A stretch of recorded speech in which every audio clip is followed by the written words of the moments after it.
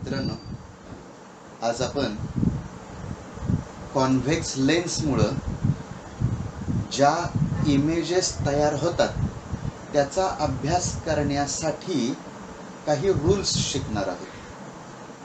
आपल्याला ह्या रूल्स नंतर वेगवेगळ्या केसेस शिकायच्या आहेत की कॉन्व्हेक्स लेन्स आणि ऑब्जेक्ट यांच्या कोणकोणत्या कॉम्बिनेशनसाठी इमेजेस कशा तयार होतात. आता 3 रूल्स कोणते आहेत ते बघा. पहिला रूल काय सांगतो, इन्सिडेंट रे जर प्रिन्सिपल ॲक्सिसला पॅरलल असेल, if incident ray is parallel to the principal axis, then the refracted ray passes through the focus of that lens. पहिला रूल काय सांगतो, पॅरलल जाणारा रे पुढून फोकस मधून जातो. दुसरा रे काय सांगतोय, दुसरा रूल ह्याच्या उलट आहे. इन्सिडेंट रे जर फोकस मधून जात असेल, इन्सिडेंट रे जर फोकस मधून जात असेल तर तो लेन्स मधून बाहेर पडताना प्रिन्सिपल ॲक्सिसला पॅरलल बाहेर पडतो. इकडे काय सांगितलंय, इन्सिडेंट रे पॅरलल असेल तर रिफ्रॅक्टेड रे फोकस मधून जातो. इथं काय सांगितलंय, इन्सिडेंट रे फोकस मधून जात असेल तर रिफ्रॅक्टेड रे पॅरलल जातो. आता यामध्ये हे लक्षात घेतलं पाहिजे की लेन्सला 2 फोकस असतात, एक डावीकडं एक उजवीकडं. कारण इकडून रेज पाठवले तर ते इथं एकत्र येतील, इकडून पाठवले तर ते इथं एकत्र येतील. दोन्ही साईडनं आपण रेज पाठवू शकतो. दोन्ही बाजूला, लेन्सच्या दोन्ही बाजूला फोकस असतात. त्यांना F1 F2 असे नावं दिलेली आहेत. आणि तिसरा रूल काय सांगतो, जर इन्सिडेंट रे हा लेन्सच्या ऑप्टिकल सेंटर मधून जात असेल तर तो रे विदाउट डेव्हिएशन तसाच पुढे जातो. 3 रूल्स लक्षात घ्या. पॅरलल जाणारा रे फोकस मधून जातो, फोकस मधून जाणारा रे पॅरलल जातो आणि ऑप्टिकल सेंटर मधून जाणारा रे तसाच पुढे जातो. हे रूल्स तुम्हाला 3 मार्काला परीक्षेत विचारले जातात. त्यावेळी तुम्हाला रूलचं स्टेटमेंट लिहायचंय, त्याच्यानंतर त्याची डायग्रॅम काढायची, मग सेकंड रूल लिहायचा आहे, त्याची डायग्रॅम काढायची, मग थर्ड रूल लिहायचा, त्याची डायग्रॅम काढायची. लक्षात येतंय का? आता आपण वस्तू वेगवेगळ्या ठिकाणी असताना इमेज कशी तयार होते त्याच्या 6 केसेस शिकणार आहोत. त्यातल्या पहिल्या 2 केसेस मी इथं दिलेल्या आहेत. पहिली केस आहे ऑब्जेक्ट ॲट इन्फिनिटी. जेव्हा ऑब्जेक्ट इन्फायनाईट डिस्टन्सवर असतं, अनंत अंतरावर असतं, तेव्हा त्याची इमेज लेन्समुळं, कॉन्व्हेक्स लेन्समुळं कशी तयार होते. जेव्हा ऑब्जेक्ट इन्फायनाईट डिस्टन्सवर असतं तेव्हा त्याच्यापासून येणारे रेज हे पॅरलल येतात.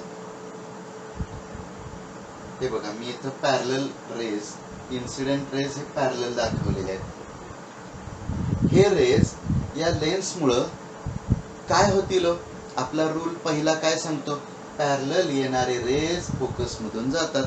तर हा रे सुद्धा असा इकडे फोकसच्या दिशेनं जाईल, हा खालून येणारा रे फोकसच्या दिशेनं वरती जाईल. आणि हे सगळे रेज तर 2च दाखवलेत, पण इन्फायनाईट रेज असतात. हे सगळे रेज या फोकस मध्ये एकत्र येतात आणि त्या वस्तूची इमेज आपल्याला इथं बघायला मिळते. आता ह्याचं मी एक्झाम्पल तुम्हाला सांगतो. तुम्ही कधी भिंग घेऊन सूर्याचा प्रकाश असा कागदावरती एकत्र करण्याचा प्रयत्न केलाय का बघा. एक साधं भिंग, कॉन्व्हेक्स लेन्स, तुम्ही जे भविष्य बघण्याचं असतं ना ते तर त्या लेन्समधून सूर्याची किरणं तुम्ही अशी एका ठिकाणी एकत्र आलेली बघितलेली असतील. असं कागदावरती जर ती किरणे एकवटली तर एक पांढरा ठिपका आपल्याला दिसतो आणि कागद त्या ठिकाणी जळायला पण लागतो. ज्या ठिकाणी तो बारीक पांढरा ठिपका दिसतो ना स्पष्ट, तो पॉइंट असतो आपला फोकस. आणि तो जो पांढरा ठिपका दिसत असतो ना, ती असते सूर्याची इमेज. लक्षात येत आहे का बघा. हे सन रेज, हा आपला लेन्स, आणि या ठिकाणी कागद धरलेला असतो, बारीक पांढरा ठिपका दिसतो बघा. तर ती असते त्याची इमेज, सूर्याची इमेज. तर कुठलीही वस्तू असू द्या जी इन्फायनाईट डिस्टन्सवर असेल, खूप खूप लांब अंतरावर असेल, तर तिथून येणारे रेज पॅरलल येतात, ते लेन्समधून वळतात आणि ते फोकसमध्ये एकत्र येतात. आता डायग्रॅम काढताना तुम्हाला हे डायग्रॅम काढा म्हणून पण प्रश्न येतो, त्यामुळे डायग्रॅम काढायची कशी हे तुम्हाला मी सांगतो. हा प्रिन्सिपल ॲक्सिस आधी काढून घ्या. त्यानंतर एक पॉइंट इथं मार्क करा. त्या पॉइंट पासून पुढं 3 सेंटीमीटर, मागं 3 सेंटीमीटर असं इक्वल डिस्टन्सवरती F1 आणि F2 मार्क करा. हा झाला ऑप्टिकल सेंटर, हा F1 F2. आता हे जे कर्व्ज आहेत हे काढण्यासाठी तुम्ही कंपास वापरू शकता किंवा तुमचं अँगल प्रोट्रॅक्टर कोन मापक सुद्धा वापरू शकता. मी हे काढताना इथे एक माझ्याकडे डिस्क होती, त्या डिस्कचा वापर करून मी हे कर्व्ज इकडचे काढलेले आहेत. तुम्ही अगदी बांगडी किंवा कडं असेल तर त्याचा सुद्धा वापर करू शकता. हे कर्व्ज यावेत. त्यानंतर पुढची गोष्ट काय, हे ऑप्टिकल सेंटर जे आहे ना, त्याच्यातून तुम्ही या प्रिन्सिपल ॲक्सिसला एक परपेंडिक्युलर लाईन काढायची. तिथून ते कर्व इकडं आले पाहिजेत, इथून इथपर्यंत. म्हणजे स्टेप्स तुम्हाला सांगतो. हे बघा, लेन्स कसे काढायची ते तुम्हाला आधी सांगतो. हा प्रिन्सिपल ॲक्सिस, याच्यावरती पॉइंट O मार्क करून घ्या आणि त्याला एक परपेंडिक्युलर लाईन काढून घ्या. डॉटेड असू द्या, डॉटेड लाईन काढली. आणि मग तुम्ही कोणतीही वर्तुळाकार वस्तू घ्या आणि हा एक इकडून कर्व झाला, तिथंच बरोबर हे दोन टोक आपले जुळले पाहिजेत. असा हा इकडून एक कर्व झाला. ओके.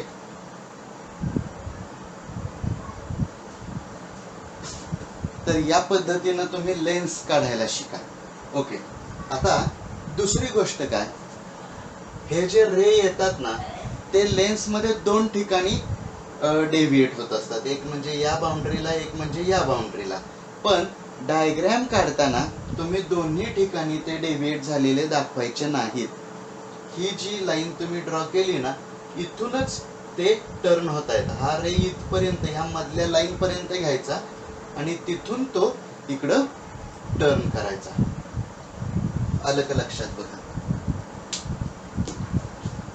आता इमेज जी तयार झाली त्या इमेजचं आपल्याला वर्णन करायचंय. ही इमेज कुठं तयार झाली, तिची साईज कशी आहे आणि तिचं नेचर काय आहे हे आपल्याला सांगावं लागतं. तर इथं पोझिशन ऑफ इमेज मध्ये आपण ती कुठं तयार झाली हे सांगणार आहोत. इमेज कुठं तयार झाली, ॲट फोकस. त्यानंतर साईज ऑफ इमेज, इमेजची साईज किती हे आपल्याला सांगावं लागेल. इथं दिसतंय इमेज ही एक पॉइंट इमेज आहे, बरोबर. म्हणजे साईज तिची हायली डिमिनिश्ड, अतिशय छोटी साईज आहे. आणि नेचर ऑफ इमेज मध्ये काय सांगायचं, नेचर ऑफ इमेज मध्ये दोन गोष्टी सांगायच्या. एक म्हणजे ती रिअल आहे का व्हर्च्युअल आहे. रिअल इमेज म्हणजे ऍक्च्युअल रेज इंटरसेक्ट होऊन तयार झालेली इमेज ही रिअल असते, आणि व्हर्च्युअल इमेज ही एक्सटेंडेड रेज, डॉट डॉट काढून आपण जी एक्सटेंड करतो ना रेज, ते एक्सटेंडेड रेज जेव्हा इंटरसेक्ट होतात तेव्हा ती इमेज व्हर्च्युअल असते. काल आपण कॉन्केव्ह लेन्सचा फोकस हा व्हर्च्युअल कसा असतो ते शिकलो. तर इथं ही इमेज ऍक्च्युअल रेज इंटरसेक्ट झाल्यामुळे बनली म्हणून ती आहे रियल. आता ही इमेज अपराईट आहे का इन्व्हर्टेड आहे? अपराईट की इन्व्हर्टेड? हे बघा, हे झालं अपराईट, हे झालं इन्व्हर्टेड. वस्तू जर अशी असेल आणि तिची इमेज जर अशी मिळाली तर म्हणायचं इमेज इज इन्व्हर्टेड. आता गंमत अशी आहे, या ठिकाणी तुम्हाला ह्या ऑब्जेक्टचा वरचा पॉइंट आणि खालचा पॉइंट एकाच ठिकाणी एकत्र आलेले दिसत आहेत. त्यामुळे ह्याला अपराईट म्हणायचं का इन्व्हर्टेड म्हणायचं? तर ऑप्टिक्स मध्ये एक गोष्ट लक्षात घ्या की रियल इमेज ही नेहमी इन्व्हर्टेडच असते. आता बाकीच्या इमेजेस जेव्हा मी तुम्हाला सांगेन तेव्हा तुमच्या लक्षात येईल की रियल इमेज ही इन्व्हर्टेडच मानली जाते. म्हणजे खालचा पॉइंट वरती आणि वरचा पॉइंट खाली अशाच पद्धतीनं ते मानलं गेलेलं आहे पॉइंट इमेजच्या बाबतीत, बरं का. रियल इमेज ही इन्व्हर्टेड इमेज असते, हे लक्षात ठेवा. त्यामुळे नेचर ऑफ इमेज मध्ये रियल हा शब्द आला की इन्व्हर्टेड लिहूनच टाका. तसं लिहिण्याचा तो एक संकेत आहे. ओके, आता आपण पुढे जाऊया. दुसरा प्रकार, ऑब्जेक्ट ऍट फोकस. जेव्हा वस्तू फोकसवर असते. आता आपण इथं काय बघितलं, इमेज फोकसवर तयार झाली. ह्याच्या उलट बघूयात, ऑब्जेक्टच जर फोकसवर असेल तर काय? पुस्तकात वेगळा सिक्वेन्स आहे ह्या ऑब्जेक्टच्या पोझिशनचा. मी मुद्दाम असा सिक्वेन्स घेतोय तुम्हाला समजायला सोपं जावं म्हणून. इथं ऑब्जेक्ट ऍट इन्फिनिटी आहे आणि इमेज ऍट फोकस आहे. मी इथं काय करतोय, ऑब्जेक्ट ऍट फोकस घेतोय, त्याच्या उलटी केस. आता काय होईल बघा, इथून जे रेज जाणारे आहेत, आता आपण जे 3 रूल शिकलो त्या 3 रूल्स मध्ये काय शिकलो? पॅरलल जाणारा रे फोकस मधून जातो आणि फोकस मधून जाणारा रे पॅरलल जातो. आणि तिसरा रूल काय? ऑप्टिकल सेंटर मधून जाणारा रे तसाच पुढे जातो. एक पॉइंट निश्चित करण्यासाठी, इमेज निश्चित करण्यासाठी कोणतेही 2 रेज तुम्ही विचारात घ्या, कोणतेही 2 रेज. मी इथं एक रे पॅरलल काढलाय, तो पुढं फोकस मधून जाईल आणि दुसरा रे ऑप्टिकल सेंटर मधून जाणारा आहे, तो तसाच पुढं जाईल विदाउट डेव्हिएशन. आणि हे रेज कसे जाताना दिसत आहेत तुम्ही बघा, ते रेज पॅरलल जात आहेत. मग इमेज कुठं तयार होईल? रेज जर पॅरलल जात असतील तर इमेज कुठं तयार होईल? हे पॅरलल रेज कुठं छेदतात? पॅरलल लाईन्स कुठे इंटरसेक्ट होत असतात? At infinity. पॅरलल लाईन्स छेदत नसतात असं म्हणायचं नाही, छेदतात, इन्फिनिटीवर छेदतात. तिथं जाऊन बघा म्हणायचं, आहेत तिथं छेदलेलं. Parallel lines intersect at infinity. त्यामुळं याची इमेज कुठं तयार होईल? At infinity. ओके, आता पोझिशन झाली, साईज कशी असेल? आता हे जसजसे खाली खाली खाली खाली जातील तस तसं प्रिन्सिपल ऍक्सिस पासूनचे अंतर वाढत वाढत जाणार आहे. त्यामुळं इमेजची साईज वाढत वाढत जाणार आहे. आणि हे असंच इन्फायनाइट डिस्टन्सवर गेल्यावरती आपल्याला इमेज सुद्धा खूप मोठी बघायला मिळणार आहे. तर इमेज कशी असणार आहे? हायली एनलार्ज्ड, अतिशय मोठी इमेज आपल्याला बघायला मिळेल. आणि तिसरा पॉइंट, नेचर ऑफ इमेज. आता हे रेज ऍक्च्युअल रेज आहेत, ते कुठं छेदणार आहेत? इन्फिनिटीवर. छेदणार नाहीत असं म्हणायचं नाहीत, हे छेदणार आहेत कुठं? इन्फिनिटीवर. म्हणून ऍक्च्युअल रेज छेदणार आहेत म्हणून इमेज रियल म्हणायचं, आणि रियल इमेज आहे म्हणून ती इन्व्हर्टेड आहे असं म्हणायचं. तर या 2 केसेस आपण बघितल्या. पहिली केस ऑब्जेक्ट ऍट इन्फिनिटी, त्यावेळी इमेज कुठं तयार होते? फोकसवर. आणि ही केस ऑब्जेक्ट ऍट फोकस, त्यावेळी इमेज कुठं तयार होते, इन्फिनिटी. म्हणजे हे दोघं एकमेकांच्या विरुद्ध आहेत, हे लक्षात ठेवा. मी मुद्दाम हा सिक्वेन्स असा घेतलेला आहे, पुस्तकापेक्षा जरा वेगळा घेतलाय sequence. Object at infinity, image at focus. Object at focus, image at infinity. हे कळलं?